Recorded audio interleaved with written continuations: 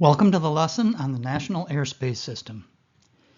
The airspace over the United States is divided into a handful of different types of airspace.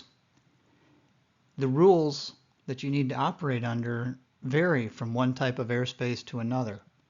So as a pilot, you need to understand what the rules are in different types of airspace so that you can comply with these rules. I'm going to start by talking about the differences between visual flight rules and instrument flight rules. As a private pilot, before you get your instrument rating, you will be operating under visual flight rules, but you'll be sharing the airspace with other aircraft which are operating under instrument flight rules. And in many situations, the rules that you have to be operating under are influenced by the presence of instrument traffic. Then I'm going to go through each type of lettered airspace in the National Airspace System, A through G. F is not present in the US. Then I'm going to talk about a few different types of special use airspace and temporary flight restrictions. Finally, I'm going to talk about the NOTAM system, which stands for Notice to Air Missions system, where you get information that is very timely. So until you get your instrument rating, you'll be operating under a set of rules called the visual flight rules. You may or may not be required to be in any kind of contact with an air traffic control facility, depending on which type of airspace you're in. And in most of the airspace that you'll operate in, separation from other aircraft is based entirely on the see and avoid principle. Specifically, you need to be able to see the other airplane in enough time that you can maneuver to not hit them. In order for the see and avoid principle to work, you need to be able to see far enough, so there's a visibility rules, and you have to stay far enough away from the clouds. Now, while you're flying under visual flight rules, you need to be aware of another group of pilots out there operating under a different set of rules called instrument flight rules. Pilots that are operating under instrument flight rules are required to be in continuous contact with air traffic control, and the controllers are providing the separation between IFR flights. In most types of airspace, they're not providing any separation between the IFR flights and you. IFR flights routinely operate in the clouds, and they can pop in and out of clouds. So even though you're under VFR, you need to be aware that they're there and that they can be popping out of clouds. Before I talk about the individual classes of airspace, I want to talk about the standard VFR cloud clearance and visibility requirements. These are the rules for cloud clearance and visibility that apply unless there is some characteristic of the airspace that justifies making some sort of an exception. So the standard VFR visibility requirement is 3 statute miles. This is based on giving you enough time to see another airplane and respond.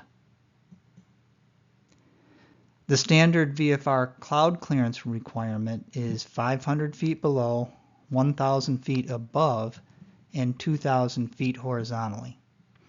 You may wonder why it's different in different directions, but imagine an IFR airplane flying in the cloud.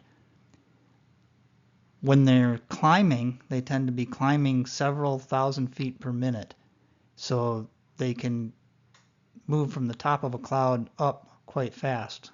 IFR flights descending through a cloud, although they're capable of descending very fast, usually don't.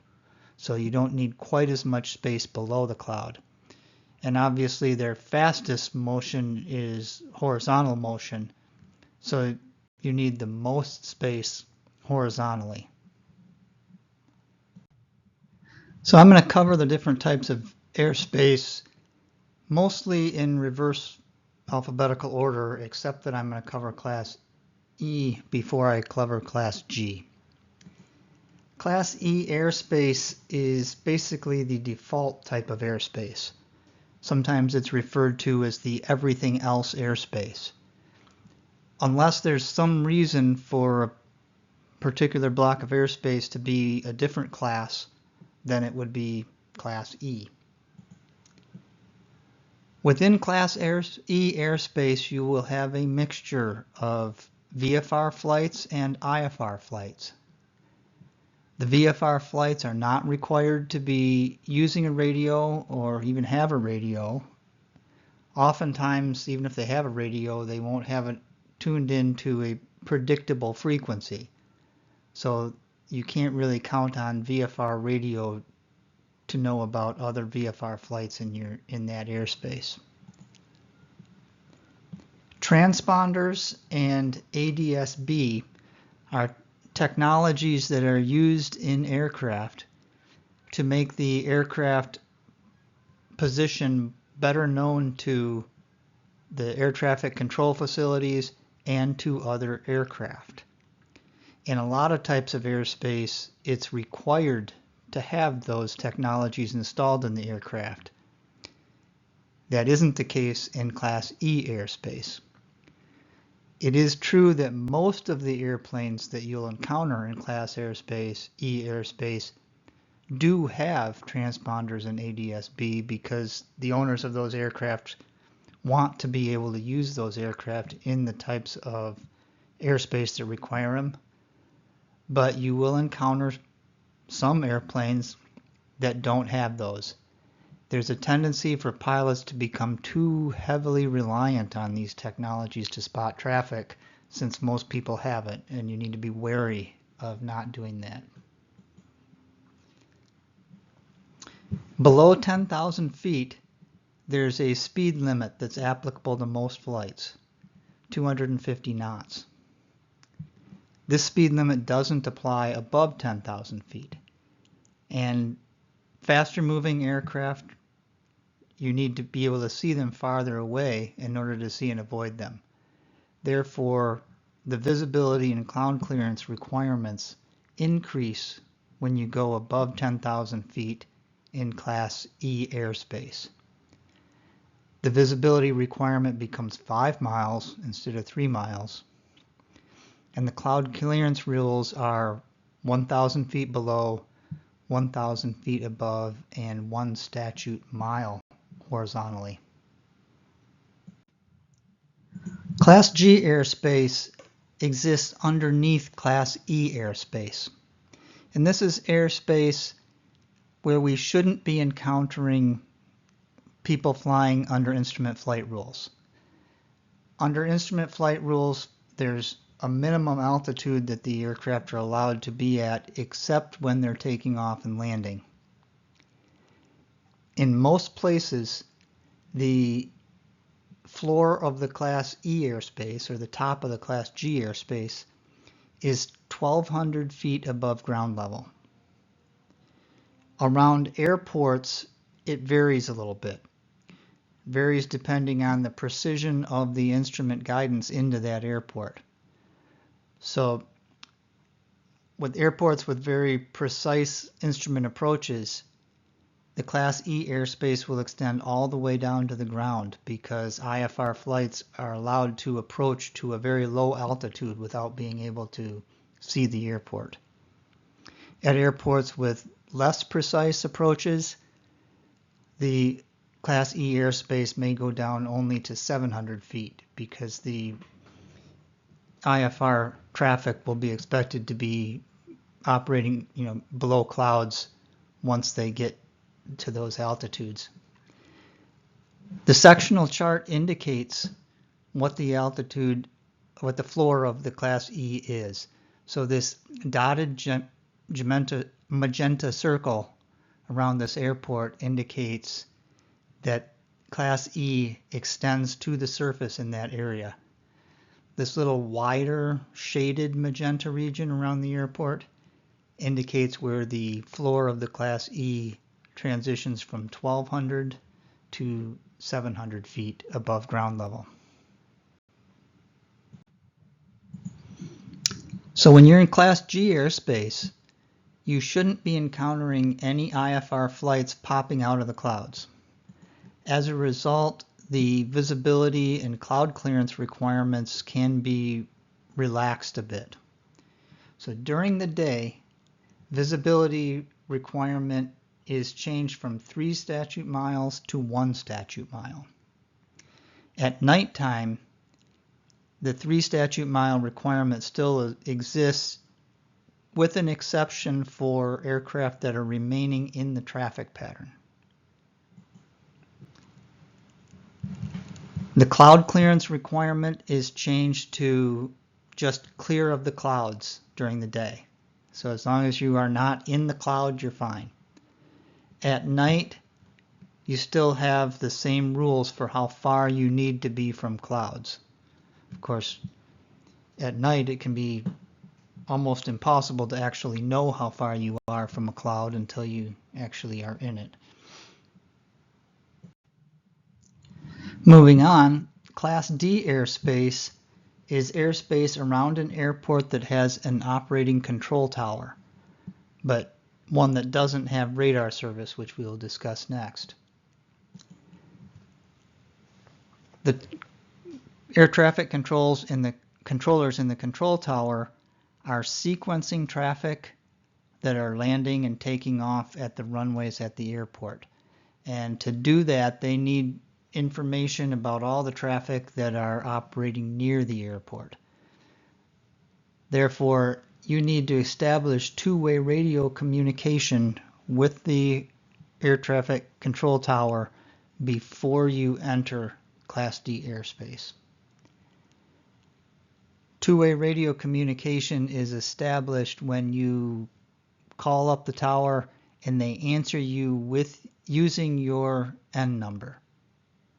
If they just say something like aircraft calling tower stand by, then you haven't established your radio communication yet. Class D airspace is typically 4 statute miles in radius and 2,500 feet high above the airport elevation, and then extends down to the ground. So the tower controllers are only responsible for separation on the runway. They do tend to be very helpful in helping airplanes avoid one another in the air, but their responsibility is for the runways. So standard cloud clearance and visibility rules apply in Class D airspace. Moving on, Class C airspace is the airspace around an airport that has both a control tower and has radar service, but it is not quite busy enough to be one of the handful of Class B airports in the nation. To operate within Class C airspace or above Class C airspace, we are required to have transponder and ADS-B out technology installed in our aircraft and working. There are a few exceptions for airplanes that don't have electrical systems, but for the most part, the rule is that you need to have it installed and working. So in addition to ground control and tower control, there are air traffic controllers called approach and departure controllers. They are sitting in a room looking at the traffic via a radar scope. They're called approach and departure controller. It's actually the same people. You just call them by a different name depending on whether you are going to the airport or leaving the airport. You are required to establish two-way radio communication with the approach and departure control before you enter the Class C airspace. and you do it the same way as you did with the tower controller in Class D airspace. You call them up, and when they answer you with your N number, then you have two-way radio communication. Now there is a service called flight following, which is offered by the approach control people. In any space where the radar service is sufficient that they can see you on their radar, they will assist you with spotting other traffic, and they're there to assist. It is optional for you to use that. You're not required to, but there are benefits to using that service when it's available. So within Class C airspace, standard cloud clearance and visibility rules apply. Class B airspace is the airspace around very busy airline airports. So we're not talking airports that have a handful of flights in and out per day. These are our hub airports. And Class B airspace usually is kind of complex in shape. It has several different layers. The layer that is closest to the airport is smaller in diameter, but it goes all the way down to the surface. As you move farther and farther from that main airport, the Class B airspace will start several thousand feet up, so there's some room to fly under it, but it goes out a much bigger distance.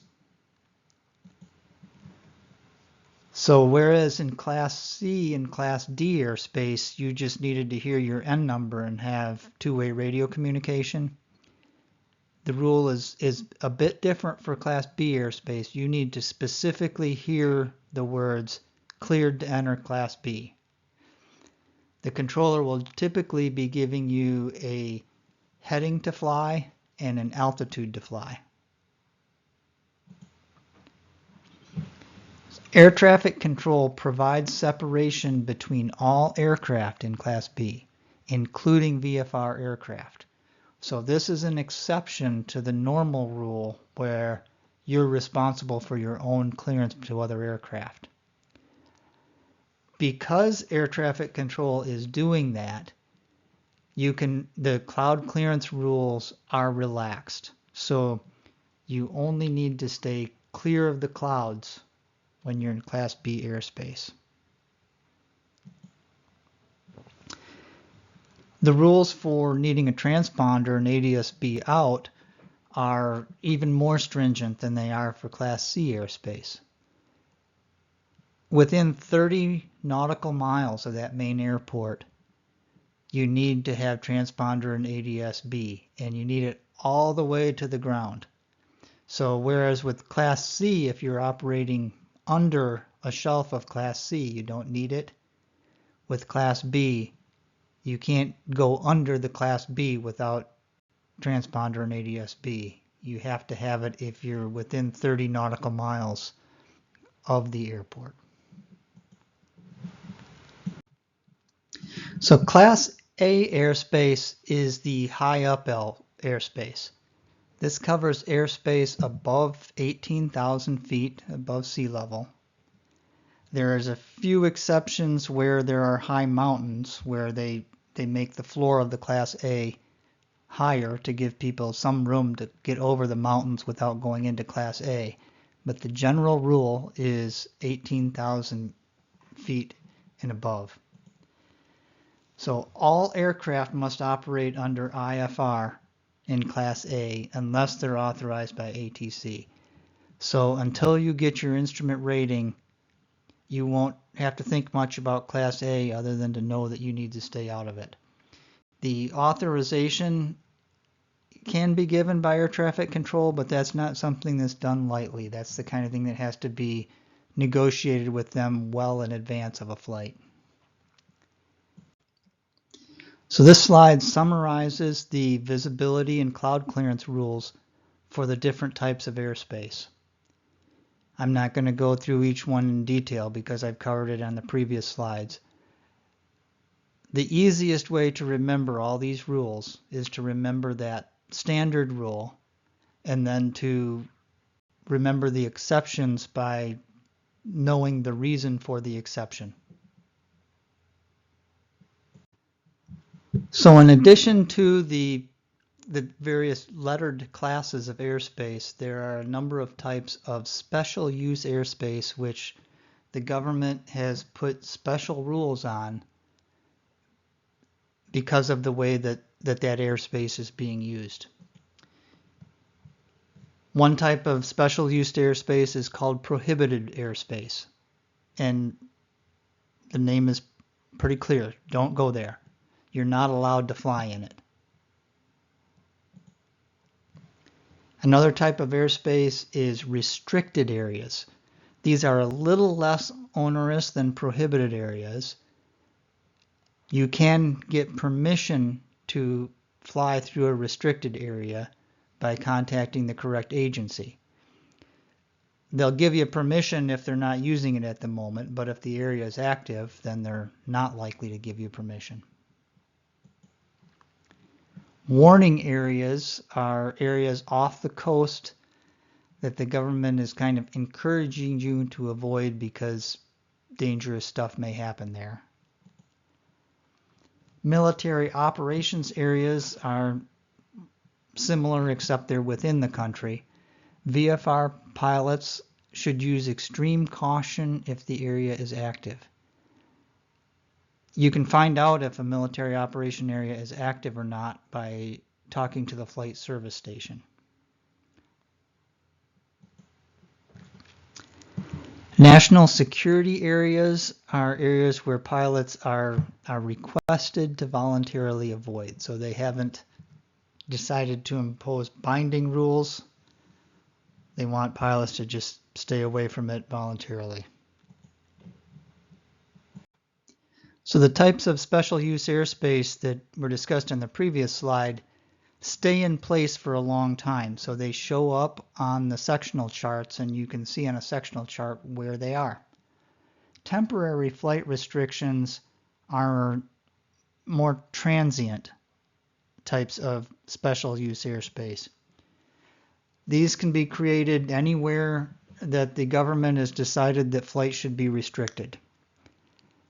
In most cases, you'll get a few days notice that a flight restriction is going to go into place, but there's no guarantee of that.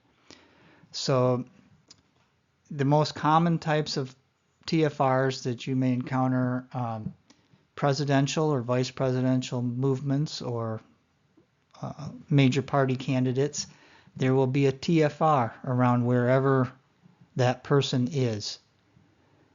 These tend to be ones that can change at the last minute because officers will change where they decide to go. Stadiums that have more than a certain seating capacity, there will be a temporary flight restriction whenever those stadiums are in use. So this tends to cover major league sports and major college sports. It can also cover things like racetracks, where there will be a flight restriction around the stadium during the time of a game. And then things like forest fires or other emergencies where there's activity like aerial firefighting, they don't want random private pilots flying around. So they'll put up a temporary flight restriction in the region around that happening. So you're not going to find these on sectional charts. You might find them on something like ForeFlight that has an internet connection, but the official source to get this information is flight service stations. So you find out about TFRs when you call and get a briefing from a flight service station. So NOTAMs, which is short for Notice to Air Missions, provides information that is too transient for them to put it on the aeronautical charts, but it's broader than temporary flight restrictions. It can include things like closed runways or taxiways at an airport that may be closed for a few hours or a few weeks, but not long enough that it shows up on the sectional chart. Inoperative facilities like runway lights, so it may be still perfectly acceptable to use the runway, but you need to be aware that some facility that you might expect to be there might not be working. Glider operations or skydiving operations, you need to be aware of if you are operating over or into an airport with those type of operations. Either temporary obstructions, like some cranes are very tall, or new towers that get built and haven't made it onto the sectional charts yet. They will show up as NOTAMs. So Flight Service Station is the official source for NOTAMs. Tools like ForeFlight are also an acceptable way to receive them. So that concludes the lesson on the National Airspace System. Here are some recommended things to talk about with your flight instructor to make sure you understand these items. Get out a sectional chart for the area that you do your training in and discuss the types of airspace that are around you. For each type of airspace, talk about what the rules are for flying in that airspace. Look on the sectional chart to see if there's any special use airspace in your area, like military operations areas or restricted areas. When are you allowed to fly in it, if at all? And who would you ask?